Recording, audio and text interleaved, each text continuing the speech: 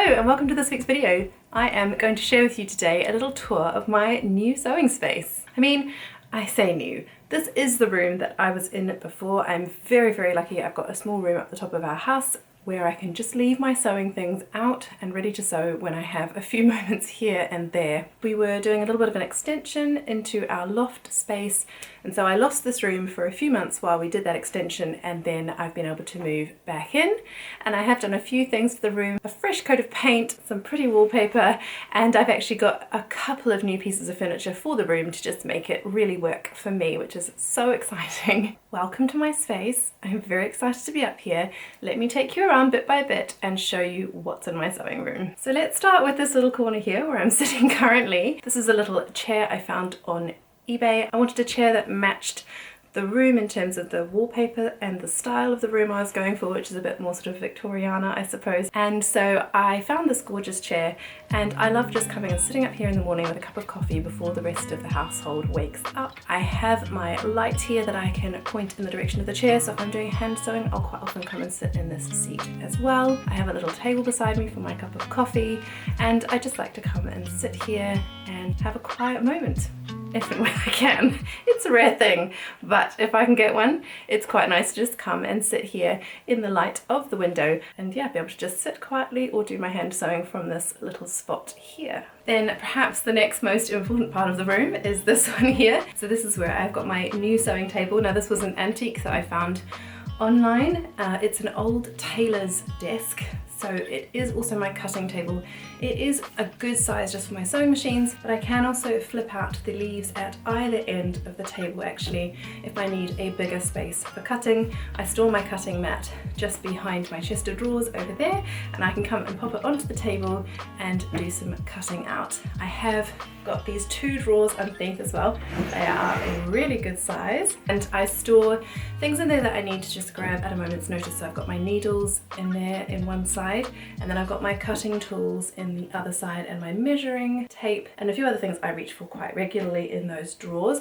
They are so deep. I haven't actually put a lot in there yet because they do just go all the way back, and I fear that I'm going to lose things in those drawers if I put things right at the very back, or I'm going to forget that they're there. So just a few things in the front at the moment, but I do store a few other things that I reach for regularly over here on my caddy that's in the corner. So on the top of the caddy, I keep a few sewing supplies that I reach for all the time, and in fact when I sew, I simply lift the little tray off there and pop it on my sewing table. In here I've just got my paper cutting scissors when I'm cutting paper patterns, I've got my friction pens, my quick unpick, and then I've got another tray that I pop beside me when I'm sewing. This has got my snips, some washi tape, a needle for threading through those overlocker threads, things like that.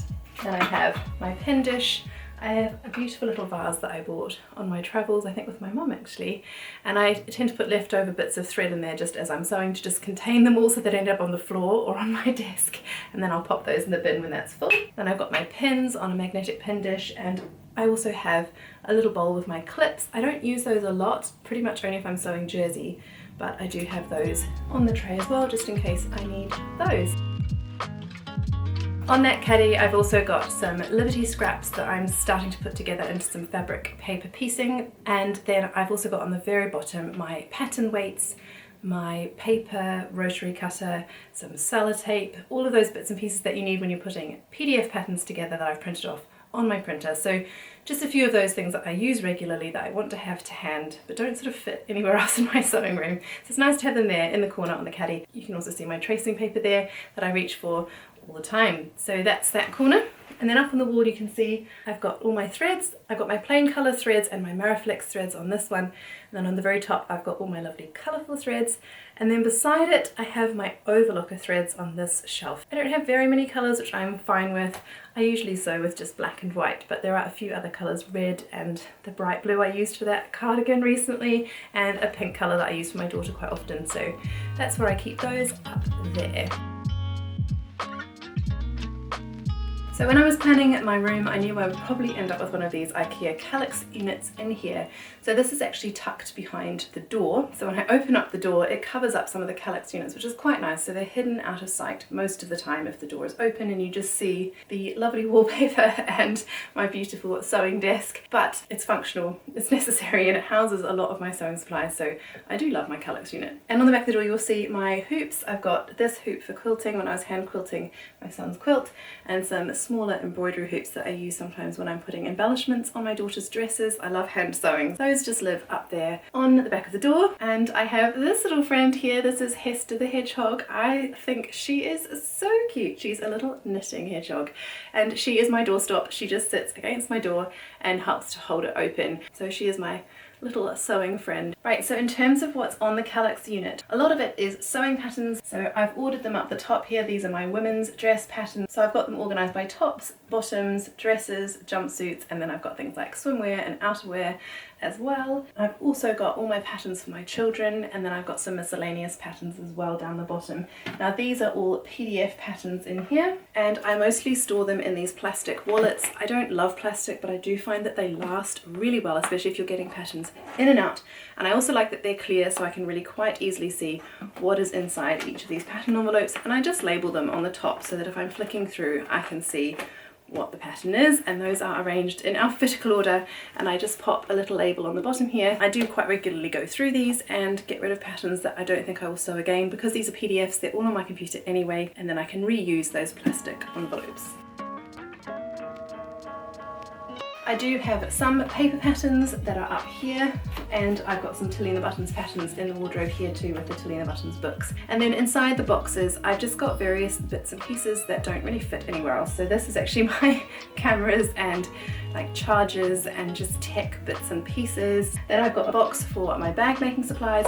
I've got a box for some underwear and swimwear sewing supplies like the swimwear elastic and the fold over elastics, and just those bits of jersey scrap that I know I can turn into knickers. I tend to just store them in that box until I have enough time to just sit down and make a few pairs of knickers. And then down the very bottom I've got a box for my wool and my yarn that I use from time to time in the winter to knit up perhaps a hat or a pair of socks for me and my children. Now down the very bottom of the calyx unit I do have a bunch of plastic wallets, and in here I put fabric and patterns and supplies that I need for each sewing pattern. Now this is the Mitchell trousers that I have been wanting to sew since the pattern came out.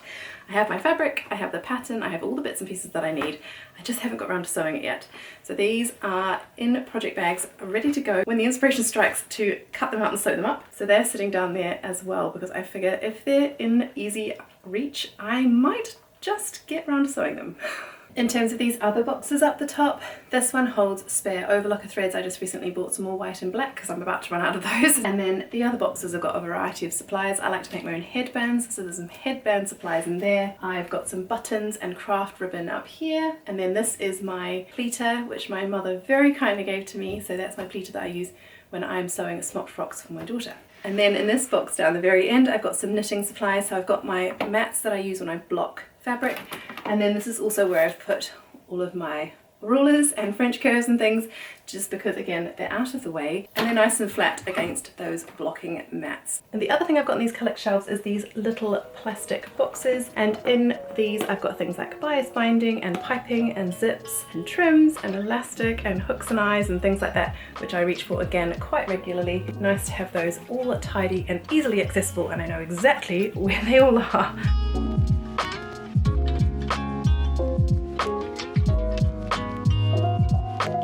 Now in this corner of the room I've got a few different things. So I've got my ironing board here against this wall, and then I have this rack here where I hang things. So these dresses have recently been ironed. I come up here and do the ironing, and then this little top here just needs a bit of a mend. This is where I put over spools of thread that are finished with, or buttons and things that I'm not going to use. And this is one of the boxes that my daughter loves to come up here to the sewing room, and it's her special box. She loves to play with all of the little bits and pieces of fabric and spools and buttons that she finds in here. So this is a little box for her to play with. Then on these shelves I've actually got patterns of fabrics that I want to sew up really soon. So I shared in a recent video my autumn plans, and these are the fabrics and patterns that I mentioned in that video. So they're sitting there ready to be cut out and sewn up. So in this box down the very bottom, I've got again my plastic wallets with projects that are cut out and ready to be sewn up next.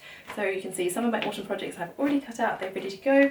Others are in the pile waiting to be cut out and sewn up. And then on the very bottom I've got some new fabrics which I will share with you in a future video, and those are waiting to be pre-washed. In some cases I'm still looking for ideas of what to make with them, so they're just sitting there. They catch my eye when I'm having my quiet moment on my chair opposite this little hanging rack, and I can just meditate on what I might sew with those lovely new fabrics. And then the last area in my sewing space is this little area here. I have my printer where I print paper patterns and the children print their homework and things, so it's a very well used printer.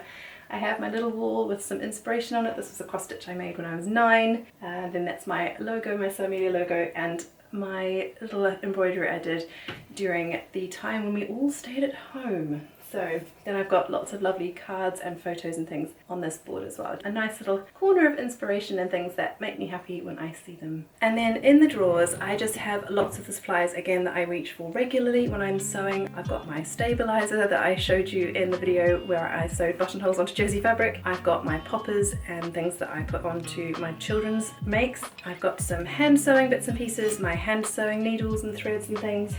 I've got some lovely labels, I keep those in here as well, and then some beautiful buttons like these ones from Ethel and Joan. I keep those in here as well because I just love when they're stuck onto here and I can flick through, see what I've got and see what might be appropriate for a project. Then in these drawers below, I've shown this before, I keep some fabrics that I want to work with soon. This is kind of where I keep my stash. So apart from some of the thicker coating fabrics that I've actually got in a box in the storage room, I keep everything else in here where I can see it really easily. I don't like to have too big of a stash so if it doesn't fit in the drawers I can't buy any more fabric. But yeah, so that's all that's in here, just a few fabrics. If you want to see the fabrics in more detail, I will link below my previous sewing room tour where I did share some of the fabrics that are in those drawers. If you would like to see a what's in your stash video, do let me know below and I can share that with you in a future video. So that's my sewing room. I hope you enjoyed it, seeing around it. I am so glad actually that we did redo the loft and I did move out of the sewing room, as it just gave me a really good chance to go through all of the things that I had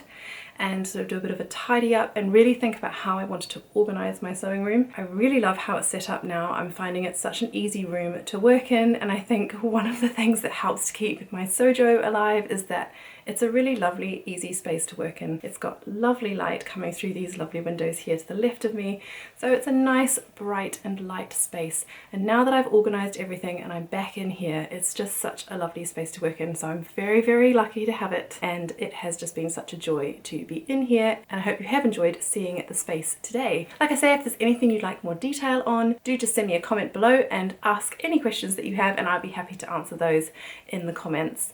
If you haven't subscribed, do click that subscription button. It is free, you don't pay a cent, but what will happen is if you click on that notification bell at the same time, you'll be made aware of when I release future videos so that you can come back and watch those. Do come back next week when I'll be sharing another video with you on a Saturday morning, and I look forward to catching up with you then. I hope you have a lovely week ahead full of lots of happy sewing. I'll see you soon. Goodbye.